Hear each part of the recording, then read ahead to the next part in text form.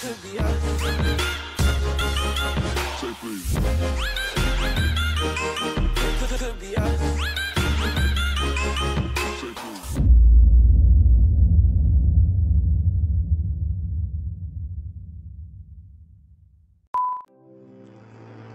warahmatullahi wabarakatuh. Salam sejahtera untuk kita semua.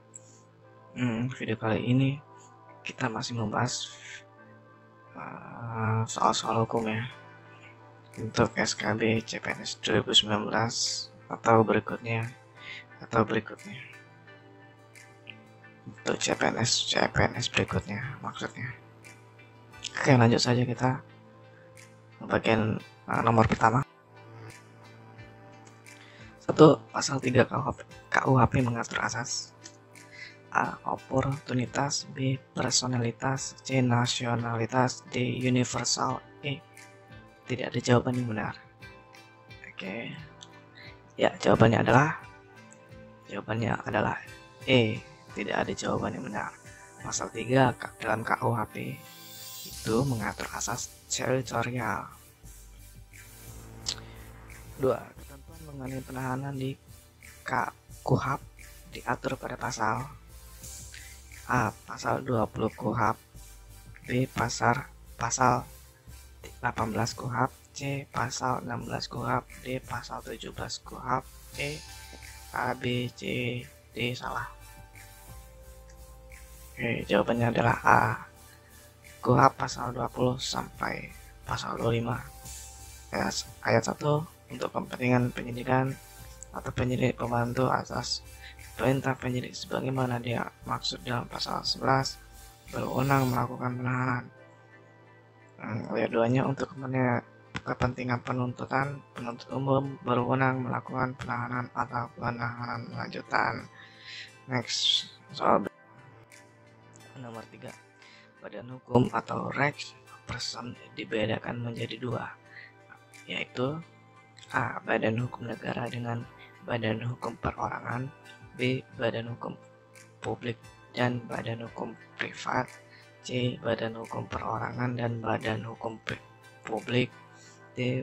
Badan hukum negara dan badan hukum privat, E. Badan hukum swasta dan badan hukum milik pemerintah. Ya, apakah jawabannya? Ya, jawabannya adalah B. Cukup jelas ya, badan hukum publik dan badan hukum privat. Nomor 4. Dalam ekonomi perbankan terdapat suatu asas yang harus diperhatikan oleh bank sebelum memberikan kredit kepada nasabah yang dikenal dengan istilah 5C. Arti pada pemberian kredit tersebut harus diperhatikan 5 faktor, antara lain kecuali A. Kolektif, B. Capacity, C. Capital, D. Kolateral, E. Semua jawaban benar. Oke. Nah, jawabannya adalah A. Kolektif. Jadi prinsip 5C itu merupakan singkatan dari Charter, Capacity, Capital, Condition, dan Collateral. Nomor 5. Putusan serta-merta adalah putusan yang dapat dilaksanakan terlebih dahulu, meskipun masih dilakukan upaya hukum pada gugatan. A. Conservatoring Bislak, B. Declaratoire, C. Revindicatoire, D. Uit Voorbaar Bid Voorraad, E. Ultimum Remedium.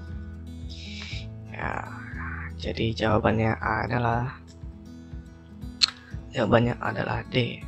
Putusan serta-merta sebenarnya terjemahan dari Uit Voorbaar Bid Voorraad, yang artinya adalah putusan yang dapat dilaksanakan serta-merta. Artinya putusan yang dijatuhkan dapat langsung dieksekusi meskipun putusan tersebut belum memperoleh kekuatan hukum tetap, walaupun itu ada upaya hukum banding, kasasi, tapi dalam gugatan itu pemohon meminta agar putusan itu serta-merta dan hakim mengabulkan kita dapat eksekusi dari hasil dari putusan hakim tersebut ya rekan. Nomor 6, salah satu alasan yang dapat dijadikan dasar gugatan di PTUN atau Pengadilan Tata Usaha Negara adalah A. Keputusan tun yang digugat melanggar kepentingan penggugat. B. Keputusan tun yang digugat merugikan penggugat. C. Keputusan tun bertentangan dengan peraturan perundang-undangan yang berlaku. D. Keputusan tun yang digugat melanggar hak orang lain. E. Keputusan tun yang digugat tidak untuk dilaksanakan. Oke, jawabannya adalah C. Jawabannya menurut pasal 53 ayat 2 Undang-Undang Nomor 5 1996, alasan-alasan yang dapat digunakan dalam gugatan adalah keputusan tata usaha negara yang digugat itu bertentangan dengan peraturan perundang-undangan yang berlaku. Jadi jawabannya C. Oke, next. 7. Gugatan tun dapat diajukan hanya dalam tenggang waktu. Oke, ini masih soal tun ya. A. 60 hari, B. 70 hari, C. 80 hari, D. 90 hari, E. 120 hari. Oke, jawabannya adalah D. Menurut pasal 55 Undang-Undang Nomor 5 Tahun 1986, gugatan dapat diajukan hanya dalam tenggang waktu 90 hari terhitung sejak saat diterimanya atau diumumkannya keputusan badan atau pejabat tata usaha negara. Next, nomor perseorangan terbatas atau PT sebagaimana diatur dalam Undang-Undang A. Undang-Undang 40 tahun 2019, B. Undang-Undang 40 tahun 2007, C. Undang-Undang 40 tahun 2003, D. Undang-Undang 41 tahun 2002, E. Undang-Undang 41 tahun 2001. Oke, jawabannya adalah B ya. Undang-Undang 40 tahun 2007 tentang perseroan terbatas. Next, nomor berikutnya. Modal dasar perseroan terbatas terdiri atas A. Seluruh nilai nominal saham, B. Saham disetor, C. Seluruh keuntungan PT atau perseroan terbatas, D. Modal awal penerbitan SKPT, E. Tidak ada jawaban yang benar. Oke, ya, jawabannya adalah A. Menurut pasal 31 ayat 1 Undang-Undang 40 2007 tentang perseroan terbatas, modal dasar perseroan terdiri atas seluruh nilai nominal saham. Next, nomor 10. Apa saja yang dapat dibebankan dengan hipotek di bawah ini? Kecuali A.